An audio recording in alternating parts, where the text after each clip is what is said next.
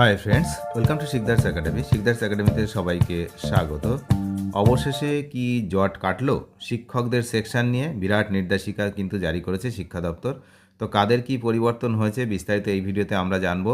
অবশেষে কিন্তু জট কাটলো বলেই মনে হচ্ছে এই সেকশন নিয়ে। আপনারা জানেন যে টেট পাস করতে হবে ইন সার্ভিস শিক্ষকদের, এই নিয়ে কিন্তু সারা দেশ জুড়ে এই মুহূর্তে তোলপাড় হয়ে যাচ্ছে। তো তার মধ্যে সবচেয়ে বড় বিষয় হচ্ছে কারা আমাদের রাজ্যের জন্য কারা নর্মাল সেকশানে পড়বেন, কারা আপার প্রাইমারে পড়বেন, এই বিষয়টা নিয়ে। তো এই গণ্ডগোল চলছে সেদিন থেকেই। তো এখন হচ্ছে রাজ্যের সরকারি এবং সরকার পোষিত বিশ্ববিদ্যালয়গুলিতে কর্মরত শিক্ষক শিক্ষিকাদের দীর্ঘদিনের একটি দুশ্চিন্তার অবসান হতে চলেছে। উৎসশ্রী বা ইউডাইস পোর্টালে শিক্ষকদের সেকশন বা বিভাগ নির্ধারণ নিয়ে যে বিভ্রান্তি তৈরি হয়েছিল তা মেটাতে এবার আসরে নামলো কিন্তু স্কুল শিক্ষা দপ্তর। বিশেষ করে নর্মাল সেকশন এবং আপার প্রাইমারি সেকশন নিয়ে যে জটিলতা চলছিল তা নিরসনের একটি সুস্পষ্ট নির্দেশিকা জারি করা হয়েছে। দীর্ঘদিন ধরে বিভিন্ন শিক্ষক সংগঠন দাবি জানিয়ে আসছিল যে চাকরির শর্ত অনুযায়ী অনেক শিক্ষককে ভুলভাবে পোর্টালে আপার প্রাইমারি সেকশনে দেখানো হচ্ছে। বিষয়টি আদালত পর্যন্ত গড়ায়। গত 1 সেপ্টেম্বর 2025-এ সুপ্রিম কোর্টের একটি গুরুত্বপূর্ণ রায় এবং পরবর্তীতে কলকাতা হাইকোর্টের পর্যবেক্ষণের ভিত্তিতে স্কুল শিক্ষা দপ্তর এই সমস্যা সমাধানের উদ্যোগ নেয়।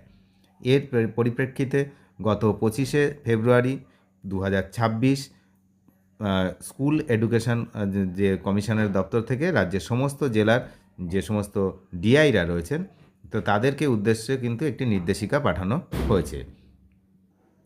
নির্দেশিকা অনুযায়ী শিক্ষকদের নিয়োগের ধরন এবং সময়কাল বিচার করে তাদের সেকশন মাস্টার ডিরেক্টরি ম্যানেজমেন্টের মাধ্যমে সংশোধন করতে হবে।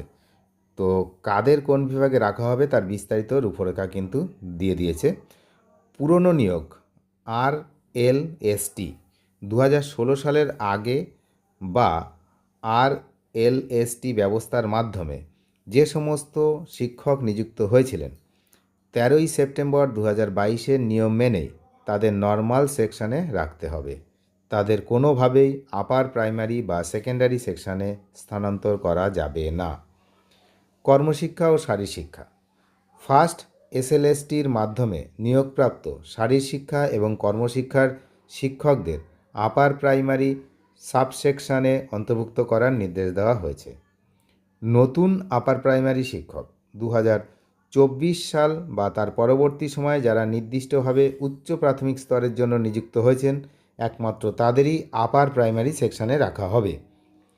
সংখ্যালঘু বিদ্যালয় যেসব খ্রিস্টান মিশনারি বা অন্যান্য মাইনরিটি স্কুলের ক্ষেত্রে 5ম থেকে 8ম শ্রেণী যে সমস্ত স্কুল রয়েছে শিক্ষকদের পূর্বের নিয়ম মেনেই নর্মাল সেকশানে বহাল রাখা হবে। আচ্ছা, মাধ্যমিক ও উচ্চ মাধ্যমিক স্তরের ব্যাপারটা কি না, 2016-র পরবর্তী সময়ে নবম দশম শ্রেণীর জন্য নিযুক্ত শিক্ষকদের সেকেন্ডারি এবং একাদশ দ্বাদশ শ্রেণীর শিক্ষকদের জন্য হায়ার সেকেন্ডারি সেকশনেই রাখা হবে। এখানে কোনো পরিবর্তনের প্রয়োজন নেই। তো এই নির্দেশিকা প্রকাশের পর সাধারণ শিক্ষকদের ব্যক্তিগতভাবে কিছু করার প্রয়োজন নেই। বিজ্ঞপ্তিতে স্পষ্টভাবে বলা হয়েছে যে সংশ্লিষ্ট জেলার ডিআই অফিস থেকেই পোর্টালে এই সংশোধনের কাজ সম্পন্ন করা হবে। জুনিয়র, হাই এবং হায়ার সেকেন্ডারি সব ধরনের স্কুলের ক্ষেত্রেই এই নিয়ম প্রযোজ্য হবে।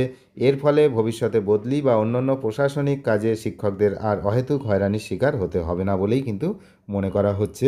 তাহলে পরিষ্কার বোঝা গেল যে নর্মাল সেকশন আর হচ্ছে আপার প্রাইমারি সেকশনের ভাগটা কিভাবে করা হয়েছে।